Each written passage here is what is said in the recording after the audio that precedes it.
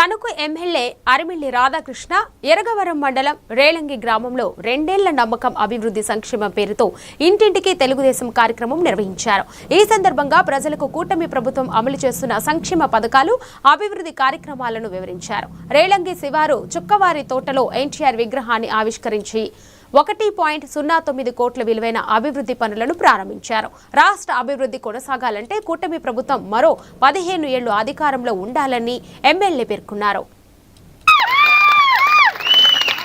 Cinema రంగానికే కాకుండా రాజకీయాల్లో ప్రవేశించి రాజకీయ రంగంలో బడుగు బలహీన వర్గాలకి రాజ్యాధికారం వచ్చే విధంగా తెలుగుదేశం పార్టీని స్థాపించి తెలుగుదేశం పార్టీ ద్వారా ప్రజల వద్దకి రాజ్యాధికారాన్ని తీసుకెళ్లి ముఖ్యంగా బడుగు బలహీన వర్గాల ప్రజల దగ్గరికి ఈరోజు రాజ్యాధికారం నందమూరి తారక రామారావు గారికి దక్కుతుంది.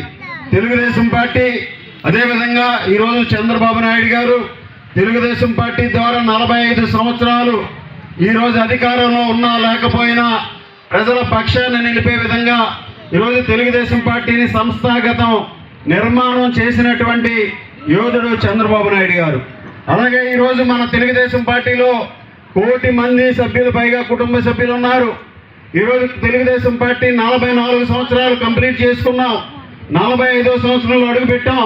ఈరోజు 44 సంవత్సరాలుగా తెలుగుదేశం పార్టీని అధికారంలో ఉన్నా లేకపోయినా కింద పడినా మరలా ఉవ్వెత్తున లేచేటటువంటి పార్టీగా ఈరోజు ఉందంటే దానికి కారణం తెలుగుదేశం పార్టీ నాయకులు, కార్యకర్తలు.